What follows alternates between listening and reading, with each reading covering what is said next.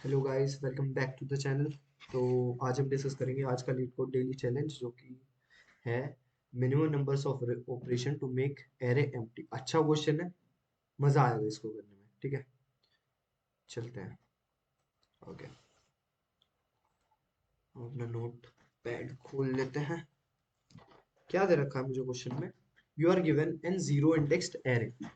Zero index array given है मुझे। अच्छा जी, उसके बाद zero index array nums consist of positive integers. एक पॉजिटिव इंटीजर्स की एरे गिवन है। Okay, there are two type of operation that can apply on an array any number of times. Choose any two element with equal values and delete them from the array, or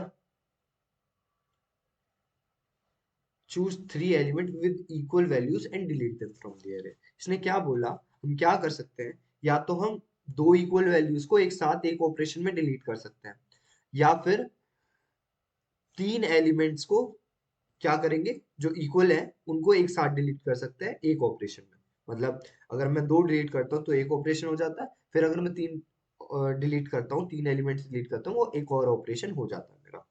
अब मैं एक बार इस array के ऊपर, जो मेरे को given array है, अब मुझे क्या चाहिए वैसे? Minimum numbers of operation required to make the array empty.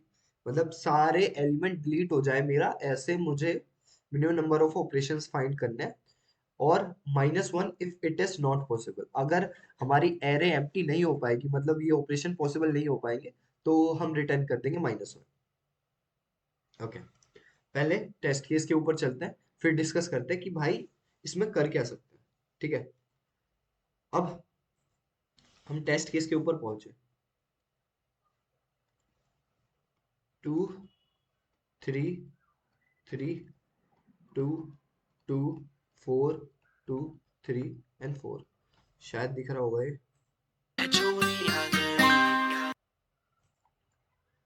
हाँ, दिख रहा है, दिख रहा है।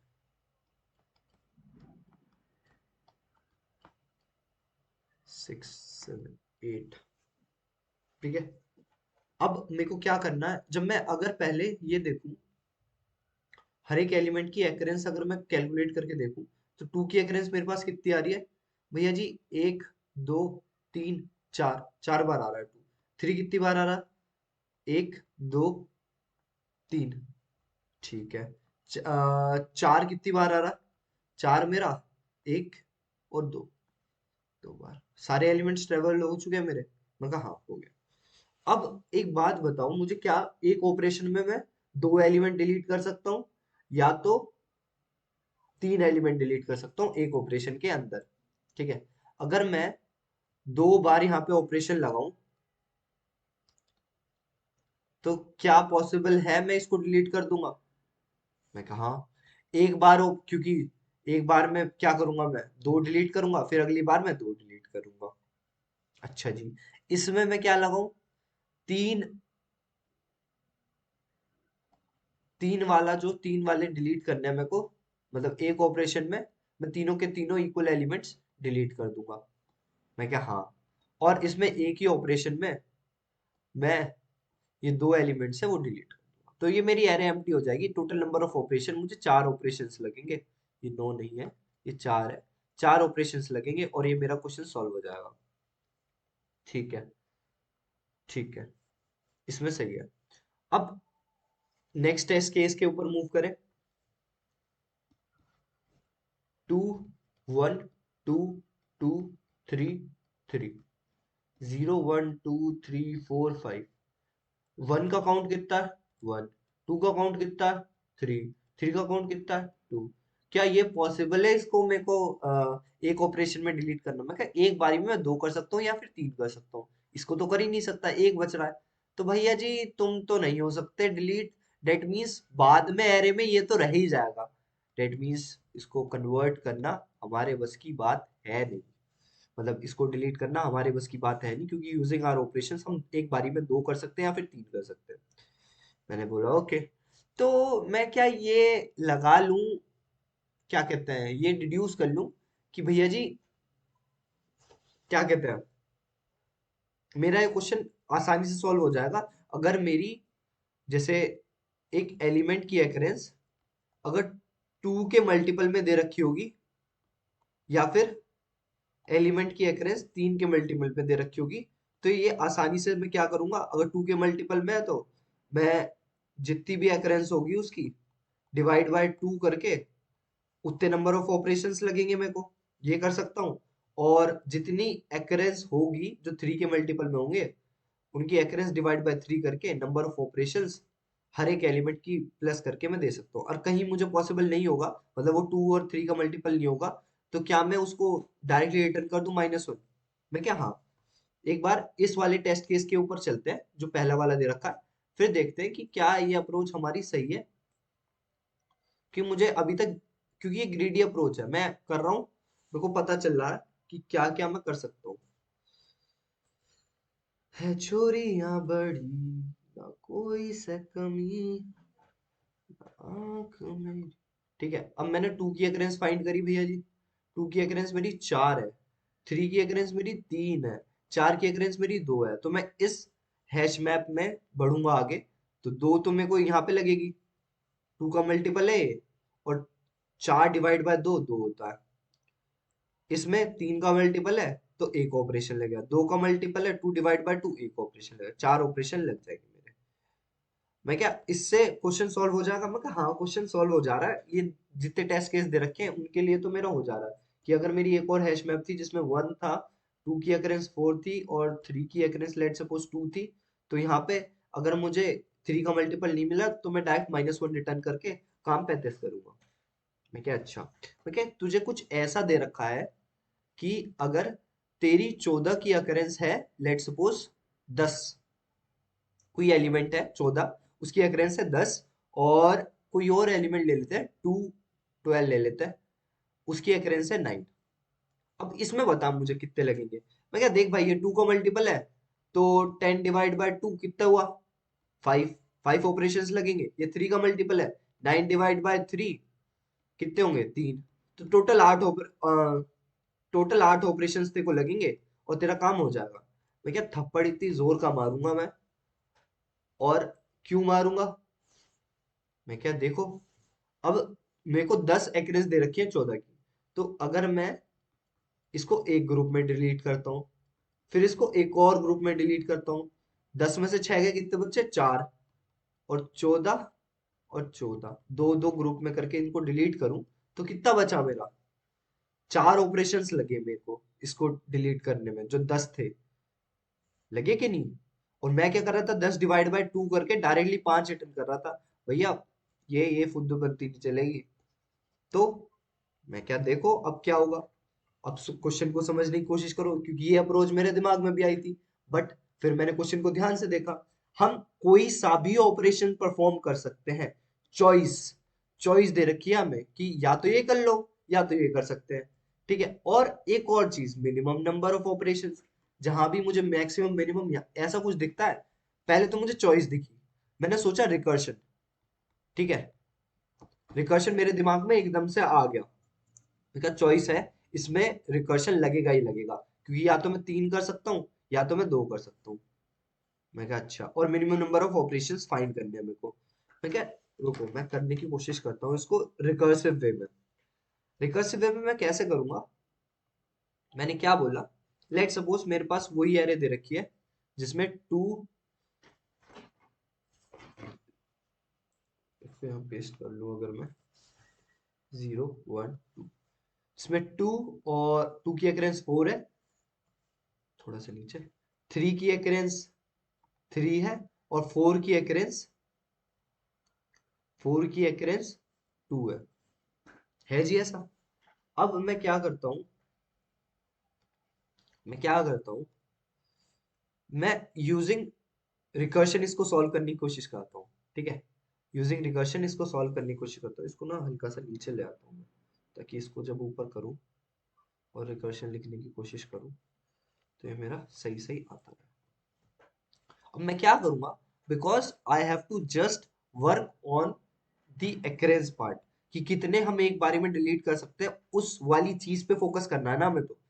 तो मुझे सिर्फ एक्रेंस चाहिए हर एक एलिमेंट की। तो मैं क्या करूंगा, इस हैश मैप के ऊपर ना एक ट्रेवर्सल लगाऊंगा, कि इसमें जितने भी एलिमेंट्स हैं की वैल्यू पेयर में जो आ रहे हैं मेरे इस अनऑर्डर्ड मैप में, मैं क्या करूं, मुझे सिर्फ इसका काउंट चाहिए, काउंट चाहिए कि इस एलिमेंट का काउंट कितना आ रहा है। आ गया मेरे पास, आ गया ना ये वाला एलिमेंट का काउंट मेरे पास। अब मैं अपना एक रिकर्सिव फंक्शन बनाऊंगा सॉल्व नाम से, जहां पे ये इसका काउंट भेज दूंगा। कोई दिक्कत नहीं होनी चाहिए अभी तक मेरे पास, और ये अभी तक मैं मान रहा हूँ ये आउटपुट में जाएगा। ठीक है, अब मैं अपना रिकर्सिव फंक्शन लिखने की कोशिश करता हूँ। यहाँ तक मेरे को चीजें समझ में आ गई है। नीचे मैं अपना रिकर्सिव फंक्शन लिखता हूँ। लेट सपोज मेरा रिकर्सिव फंक्शन सॉल्व नाम का है, जिसमें मेरा बस एक ही चीज रिसीव हो रही है जो कि है मेरा काउंट। ठीक है, मैंने आई से उसको डिनोट कर उसका नाम मैं कुछ भी रख सकता हूँ। मैंने लेट सपोज सी ही रख दिया काउंट को डिनोट करने के लिए। अब बेस केस मैं बाद में लिखूंगा। अब मेरे को ये देखना है कि भैया जी मेरे को मैं किस तरीके से इसको तोड़ सकता हूँ। मैं क्या भाई, तू काउंट को एक बारी में 3 कम कर सकता है या 2 कम कर सकता है। मैं क्या, अच्छा, चॉइस चॉइस जो दे रखी है उसके हिसाब से अगर मैं काम करूं, तो अगर मेरा काउंट -3 अगर ग्रेटर देन इक्वल्स टू 0 हो, तो एक वे तो मेरे पास ये है, और एक वे है कि मैं इसको, एक वे क्या है मेरा, मैं इसको कैसे तोड़ूं कि if C-2 is greater then 0, तो 2 के उसमें तोड़ दूं मैं क्या, हाँ जी, ओके। तो अगर तोड़ूंगा तो लेट सपोज मैं ना यहाँ पे एक वेरिएबल बना लेता हूँ थर्ड, जो कि क्या होगा, जो मेरा बताएगा कि मैंने इसको 3 के मल्टीपल में तोड़ दिया, मतलब 3 माइनस कर दिया अपने काउंट से, 3 एलिमेंट डिलीट कर दिए। इनिशियली ये मैं कितना रख रहा हूँ, 10⁵ प्लस 1। क्यों? क्योंकि भैया जी मेरे क्वेश्चन पे आओ तो मुझे पता है कि कितने नंबर ऑफ एलिमेंट्स हो सकते हैं इसमें, 10⁵। तो अगर मैक्सिमम नंबर ऑफ वेज की बात करें, इसको तोड़ने की बात करें, वो इससे तो कम ही होंगे, और ये इंटीजर की रेंज से बाहर नहीं जाने देगा मेरे को। अगर मैं इंट मैक्स भी लेता तो +1 करने के बाद वो मेरा बाहर चला जाता।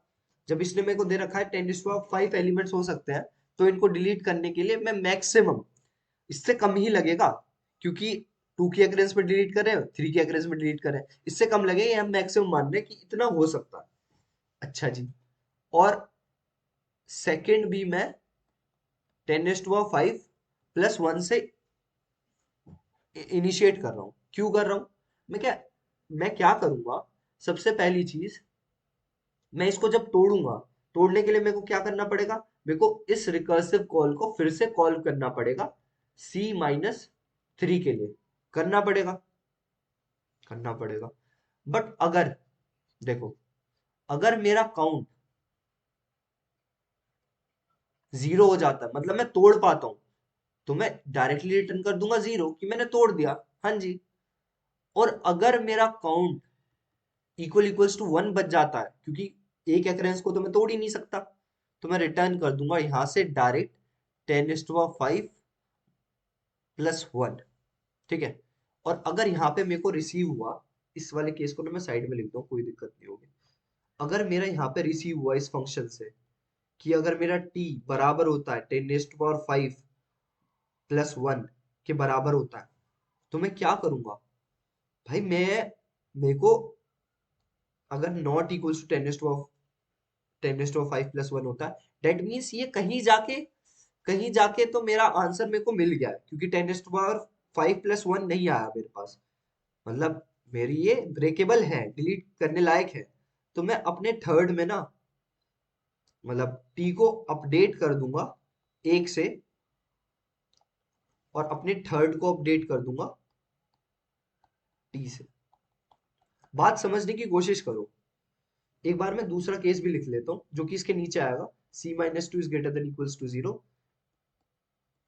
फिर से मैंने इसको ब्रेक किया कि अगर ब्रेक हो सकता है तो C-2 में ब्रेक कर लिया। ऐसे ही अगर मेरा S not equals to 10⁵ plus 1 नहीं है, तो मैं S को 1 बढ़ा दूंगा और अपने सेकंड में पुश कर दूंगा।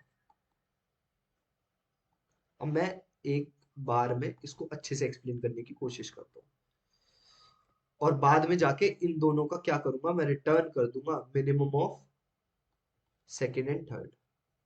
मैंने अपना रिकर्सिव फंक्शन लिख लिया। अब एक बार इसको समझने की कोशिश करते हैं डिटेल में।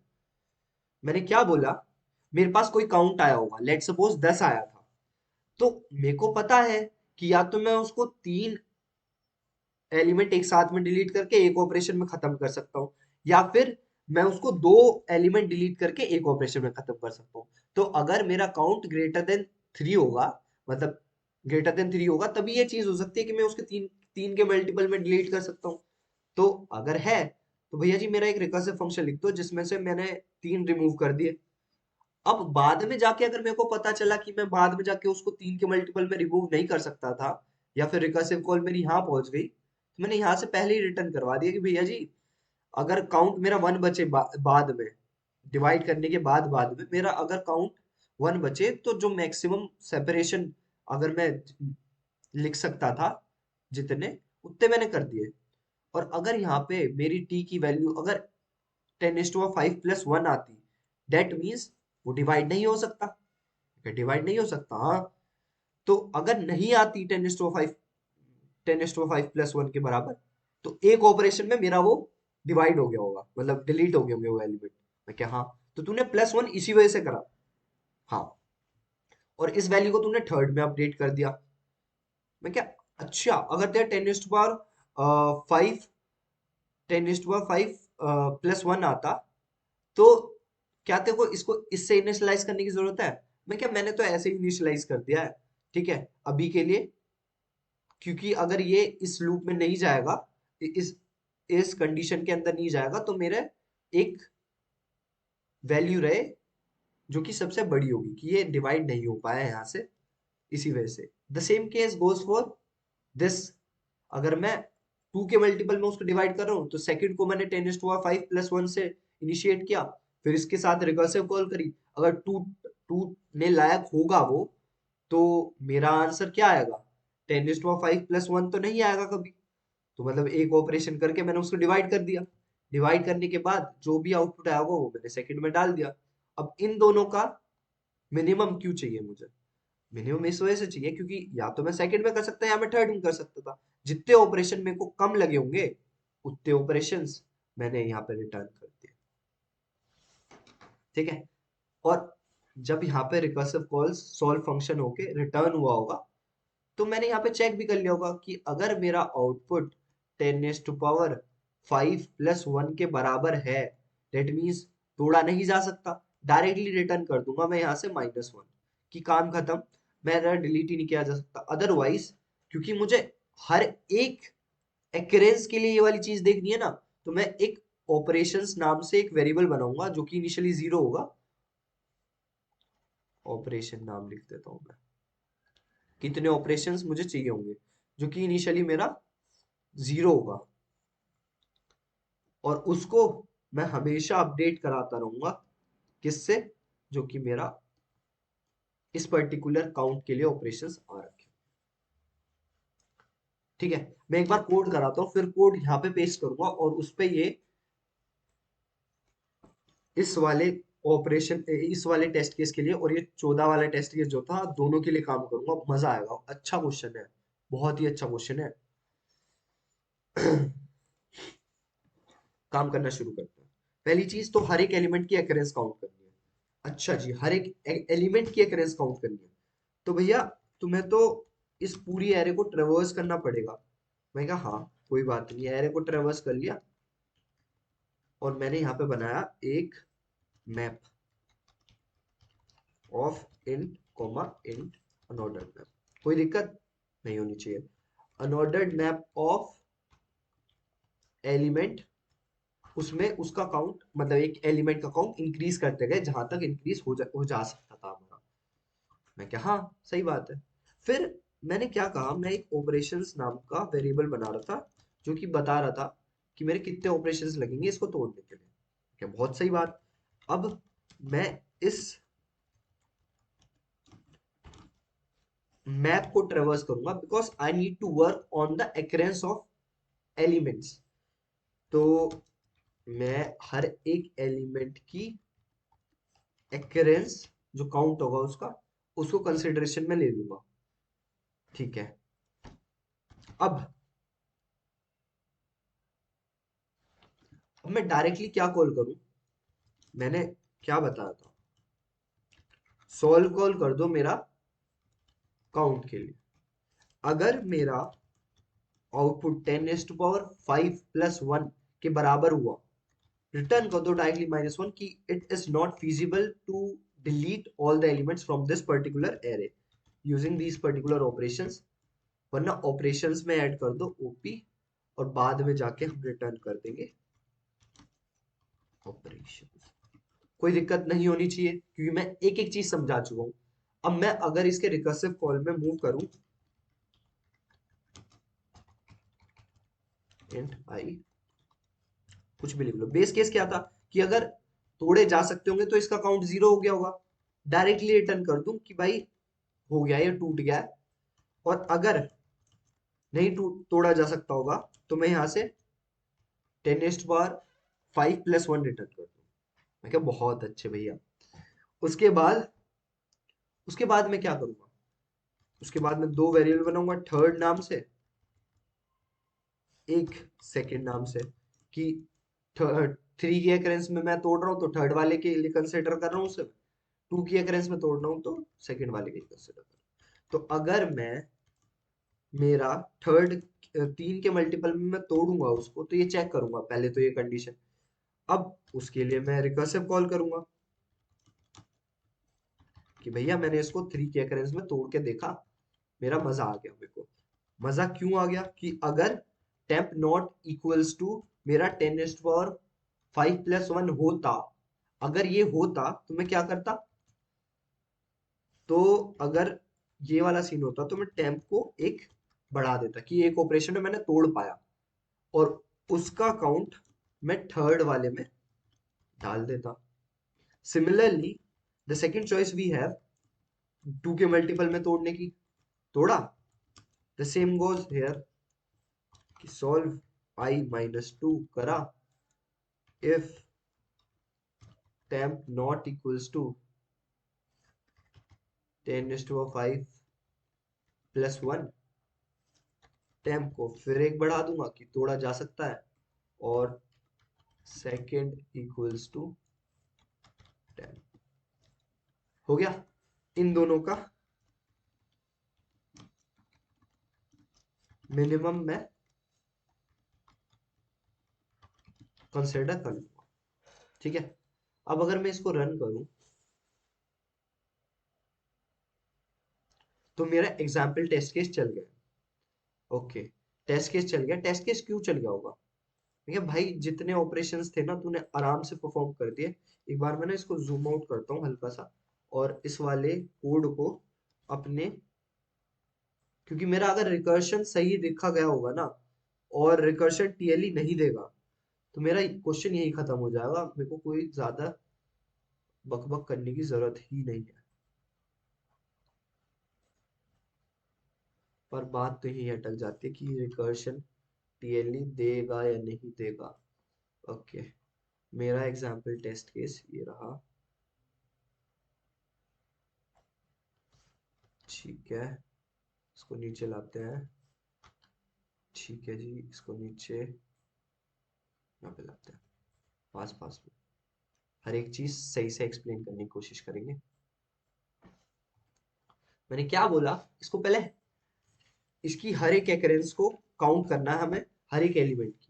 तो उसके लिए मैंने एक मैप बनाया था और हर एक एलिमेंट के लिए उनकी एक्रेंस ऐड कराता हो गया। तो 2 की एक्रेंस कितनी होगी होगी मेरी 4, और 4 की एक्रेंस कितनी होगी मेरी 2, 3 की एक्रेंस कितनी होगी मेरी 3। काम खत्म। अब एरे का मेरे को काम नहीं है, मेरे को काम है इस पर्टिकुलर हैश मैप का। ठीक है, हैश मैप का काम है। अब मैंने हैश मैप के ऊपर ट्रेवर्सल लगाया, हर एक एलिमेंट का काउंट उठाया और सॉल्व फंक्शन कैलकुलेट करना, और सॉल्व फंक्शन एग्जीक्यूट करना चालू किया। तो सॉल्व 4 के लिए कॉल होगा। तो बेस केस तो हमारे मिल नहीं रहे, क्या मेरा 4 3 से बड़ा है, हाँ जी बड़ा है। तो मेरी एक कॉल लगी होगी temp equals to solve of 1 के लिए लगी होगी। अब 1 के लिए लगी तो क्या मेरा मेरा एक बेस केस एक्टिवेट हो रहा है, हाँ जी। 10⁻5 प्लस 1 मेरा टेम्प में चला जाएगा, ये यहाँ पे देखेगा। जब इसका रिकर्सिव कॉल कंप्लीट होगी तो देखेगा भैया जी ये तो 10⁻5 आ रहा है, इस लूप में जाएगा नहीं। अब तो थर्ड मेरा अपडेट हो जाएगा किससे, जो कि पहले 10⁻5 प्लस 1 ही था। ओके जी। अब क्या मैं इसको सॉल्व ऑफ 1 में तो ब्रेक करके देख लिया, अब क्या सॉल्व ऑफ 2 में ब्रेक करके देख सकता हूँ मैं क्या, देख लो, पॉसिबल तो है तुम्हारे लिए। इसके लिए मैं थर्ड 10⁻5 और सेकेंड यहाँ से आएगा। अब सेकेंड यहाँ से क्या आएगा, मैंने 2 के लिए तोड़ा इसको, तो 2 के लिए तोड़ा तो सॉल्व ऑफ 2 कॉल हुआ, बेस केस मेरे कोई सा भी नहीं लगा। अब क्या मेरा थर्ड वाला केस लग सकता है, नहीं लग सकता, क्योंकि 2 minus 3 is greater than equals to 0। अब इस केस के लिए बात कर रहे हैं हम। अब हम यहाँ पे आएंगे, यहाँ पे देखेंगे कि क्या solve of i-2 is greater than equals to 0, हाँ है। तो सॉल्व ऑफ 0 के लिए हमारे लिए कॉल हो जाएगी, जो कि हमें अपना बेस केस एक्टिवेट हो जाएगा हमारा, जो कि रिटर्न कर देगा 0। अब यहाँ से रिटर्न 0 हुआ, एक ऑपरेशन में मैंने तोड़ दिया था, एक ऑपरेशन में तोड़ दिया था, तो यहाँ पे रिसीव क्या होगा, जो कि 10⁻5 नहीं होगा, तो +1 करके मेरे यहाँ से आ जाएगा। अब क्योंकि जो इसके वाली रिकर्सिव कॉल थी सॉल्व ऑफ 2 वाली, ये भी तो कहीं से आ रही है, सॉल्व ऑफ 4 से आ रही है। यहाँ पे यहाँ वाले टैब में क्या होगा, यहाँ वाले टैब में 1 होगा अभी के लिए, और 1 नॉट इक्वल्स टू 10⁻5 होता है, एक और ऐड कर देंगे तो 2 हो जाएगा। यहाँ से क्या आया मेरा, यहाँ से फिर सेकंड मेरा 2 हो गया है, और थर्ड मेरा 10⁻5 प्लस 1। तो भैया इनमें से मिनिमम क्या है, मेरा second। ऐसे मेरी रिकर्सिव कॉल्स वर्क करेंगी, ठीक है। मैंने देखा ही है कि मेरे इस वाले टेस्ट केस के लिए मेरा सॉल्यूशन चल चुका है। अब मैं अगर इसे सबमिट कराने की कोशिश करूं तो ये मुझे please TLE they they, please TLE they they, please please. Yes, मैं क्यों टीएलई चाहता था, बिकॉज अगर टीएलई आ जाती, अगर रॉन्ग आंसर आ जाता, तो भैया फिर से मेरे को रिकर्सिव कॉल्स में कुछ चेंजेस करने पड़ते। बट टीएलई आया है, now we can think something of DP, इसको मेमोराइज करने के लिए सोच सकते हैं। क्योंकि डायनेमिक प्रोग्रामिंग क्या होती है, डायनेमिक प्रोग्रामिंग होती है रिकर्शन को ऑप्टिमाइजेशन। तो भैया करना है क्या, हाँ जी। तो जहां पे तुम्हारी ये रिकर्सिव कॉल हो रही है ना, किसके लिए कॉल हो रही है, काउंट के लिए, तो यहाँ पे एक डीपी एरे बना लो, जिसका साइज कितना रहेगा, काउंट +1। इनिशियलाइज किससे करेंगे, -1 से। क्यों, क्योंकि भाई इतने ऑपरेशंस -1 ऑपरेशंस हो नहीं सकते इसमें। अच्छा, फिर डीपी भेज दी मैंने इसमें, डीओ ने डीपी, डीपी भेज दी। अब क्या होगा, जितनी मेरी आई के इस काउंट के लिए रिकर्सिव कॉल्स हो रखी होगी ना, तो जो रिकर्सिव कॉल्स का आउटपुट पहले से ही मेरे पास होगा, उनको मैं डीपी में डाल के डायरेक्टली यहाँ से रिटर्न कर दूंगा। कि अगर डीपी ऑफ आई मेरा नॉट इक्वल्स टू -1 है, डेट मीन्स उस पर्टिकुलर आई के लिए मेरी रिकर्सिव कॉल हो चुकी है, तो मैं डायरेक्टली रिटर्न क्या करूंगा, डीपी ऑफ आई। अदरवाइज मेरे सॉल्व फंक्शन में मैं डीपी पास भी तो करूंगा, डीपी पास कर, फिर डीपी पास करते। अब इन दोनों का आउटपुट जो भी आएगा वो डीपी ऑफ आई, क्योंकि इस पर्टिकुलर आई के लिए तो रिकर्सिव कॉल हुई है, और जो रिकर्सिव कॉल का आउटपुट हुआ होगा वो मेरे डीपी एरे में डाल दो, ठीक है। अब क्या ये मेरा चलेगा ढंग से, मैं क्या, हाँ जी चल जाएगा, चल जाएगा। अगर नहीं चलेगा तो देख लेंगे, हम भी यही बैठे हुए हैं। मैं क्या, ओके चल गया है। अब सबमिट कराने की कोशिश करें, तो अगर मेमोराइज करके ये हो सकता होगा तो ये एक्सेप्ट हो जाएगा। बट पिछले केस में क्यों ऐसा हुआ था कि यार आ, ये क्या कहते हैं, हर एक उसके लिए, मतलब इसने टीएलई क्यों दिया था पिछले केस में। मैं क्या, देख तेरी हर एक एक्रेंस के लिए चलता है ये। मैं क्या, हाँ। तो तेरी इस वाली आउटर लूप की टाइम कॉम्प्लेक्सिटी पता है कितनी है, कितनी भैया, अगर देखें तो अगर हर एक एलिमेंट की 2 अकरेंस भी है, तो ये order of n next power 2 times चलेगा कि ये ही हो सकती है मिनिमम से मिनिमम। अच्छा वर्स्ट केस में, हाँ यही हो सकती है, तो कांस्टेंट तो हम इग्नोर कर देते हैं। तो बाहर वाला लूप ये जो हम मैप के ऊपर ट्रेवर्सल लगा रहे हैं ये n टाइम्स चलेगा। मैं क्या ओके। और हर एक एलिमेंट का काउंट कितना हो सकता है मैक्सिमम, कि अगर एक ही एलिमेंट हुआ जिसका काउंट पूरे एरे के बराबर हुआ तो क्या होगा, वो n बार चल सकता है। कि अगर 10 साइज की एरे है और एक ही एलिमेंट है उसमें, लेट सपोज 12, वो 10 बार आ रहा है, तो फिर क्या दिक्कत है, आ सकता है। तो n next power n times चल रहा था ये, n next power n times इस केस के लिए चल रहा है। और पहले हम रिकर्शन वाले केस के लिए बात करते हैं। रिकर्शन रिकर्शन केस के लिए बात करते हैं। आउटर लूप n टाइम्स चल रहा है और हर इंस्टेंस ऑफ i के लिए दो रिकर्सिव कॉल हो रही थी मेरी। मैं क्या हाँ, तो भैया जी तुम्हारी ना n into two raise to power n time complexity हो रही थी। मैं क्या फक, ये तो बहुत ही ज्यादा है। मैं क्या हाँ जी बहुत ज्यादा थी। और स्पेस कॉम्प्लेक्सिटी भैया तुम ले रहे हो मैप स्टोर कराने के लिए, n/2 वर्स्ट केस में इतनी होगी, n ही मान लेते हैं, और n मेरी रिकर्सिव स्टैक स्पेस, तो मेरी order of n space complexity. अब मैं बात करूं मेमोवाइज अप्रोच की, क्योंकि ये मैंने डीपी यूज करी है, मेमोराइजेशन। इसकी टाइम कॉम्प्लेक्सिटी कितनी हुई मेरी, मैं क्या भैया जी इसकी टाइम कॉम्प्लेक्सिटी हुई order of n outer loop. हाँ, अब क्योंकि हर इंस्टेंस ऑफ आई के लिए मेरी कितनी रिकर्सिव कॉल होंगी, होंगी तो दो ही। बट अगर एक इंस्टेंस ऑफ आई के लिए मेरे मेरे लिए पहले से रिकर्सिव कॉल हो चुकी है, तो क्या दोबारा होगी, मैं क्या नहीं नहीं दोबारा तो नहीं होगी। तो एन इज टू पावर, मतलब एन इंटू एन मेरी मेमोराइजेशन में टाइम कॉम्प्लेक्सिटी होगी, और स्पेस कॉम्प्लेक्सिटी मेरी उतनी ही रहेगी, ऑर्डर ऑफ एन, क्योंकि वही मेरा मैप लग रहा है और वही स्टैक स्पेस लग रही है। तो 2n दे रखी है मेरी यहाँ पे स्पेस कॉम्प्लेक्सिटी, बस कांस्टेंट इग्नोर कर देते हैं तो ऑर्डर ऑफ एन ही हो जाएगी। बट अगर मैं चाहूँ कि भैया मेरे को ना इस रिकर्शन को ना मेरे को लूप्स की मदद से कन्वर्ट करना है, लूप की मदद से कन्वर्ट करना है, मेरे को टेबुलेशन अप्रोच बता दो। मैं क्या यार चल ठीक है, मैं तेरे को टेबुलेशन अप्रोच बता देता हूँ। मैं तेरे को टेबुलेशन अप्रोच बता देता हूँ। मैं टेबुलेशन अप्रोच के लिए ना सर्टेन पॉइंट्स रहते हैं, कुछ ज्यादा सोचना नहीं है। पहले जो डीपीआर है वैसी की वैसी रहने दो, बस जो -1 है उसकी जगह 0 से इनिशियलाइज कर दो, कोई दिक्कत नहीं होगी। अब अपने बेस केस लाओ जो तुमने रिकर्सिव फंक्शन में लिखे थे। मैं क्या अच्छा, अब अपने बेस केस लाओ और उससे अपनी डीपीआर इनिशियलाइज कर दो। तो डीपी ऑफ 0 0 से इनिशियलाइज होगी, बिकॉज आई इक्वल्स टू 0 के लिए रिटर्न कर रहे थे हम 0। फिर डीपी ऑफ 1 के लिए क्या होगा, 10⁵ + 1। हाँ जी, कोई दिक्कत नहीं है। मैं अब क्या ये वाली चीज आएगी, नहीं ये तो मेरा रिकर्सिव फंक्शन का चेक था ना। तू बाकी चीज ना उठा के लिए हो, उठा के कब लिए हो, कि मेरी पहली अनइनिशियलाइज्ड वैल्यू ऑफ जो मेरी डीपी में चल रही होगी उससे। भाई 0 के लिए भी लिख चुका हूं मैं, 1 के लिए भी लिख चुका हूँ, 2 के लिए नहीं लिखा।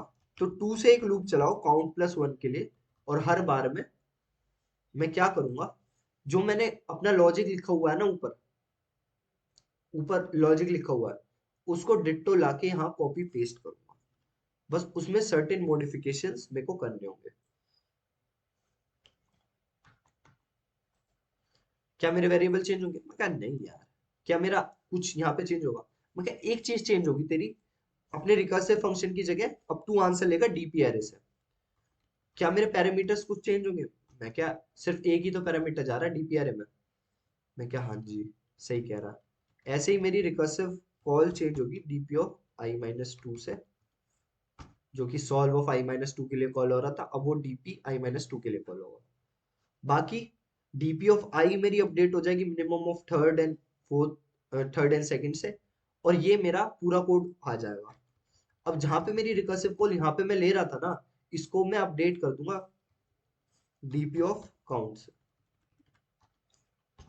बस इतना सा चेंज करना है मेरे को, और कुछ चेंज नहीं करना, और ये मेरा पूरा का पूरा कोड बन के ना मेरे पास आ गया, पूरा का पूरा कोड बन के आ गया। मैंने पूरा का पूरा रिकर्सिव फंक्शन से चेपा है। मैं क्या, हाँ, अब मैंने अगर इसको रन करूं, तो अगर मैंने सही करा होगा, सोचा सही है, तो ये चल जाएगा। टेन टेन, और इसको सबमिट करें, तो ये सबमिट भी हो गया। बात करें इसकी टाइम कॉम्प्लेक्सिटी की, मैं क्या, भाई देख, मैं अगर तेरे को सच्ची में बताऊं, तेरे टेबुलेशन अप्रोच की टाइम कॉम्प्लेक्सिटी कितनी लगेगी? तेरी टाइम कॉम्प्लेक्सिटी सेम लगेगी जो तेरी मेमोराइजेशन में लग रही थी। मैं क्या, है सच्ची? मैं क्या, हाँ, उतनी ही लगेगी।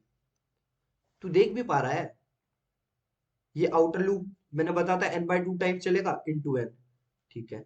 और तेरी स्पेस कॉम्प्लेक्सिटी कितनी लगेगी? मैं क्या, बस तेरी रिकर्सिव स्टैक स्पेस रिमूव हो गई, तेरी बस इसको स्टोर करने के लिए स्पेस लग रही है, जो कि n/2 ही हो सकती है।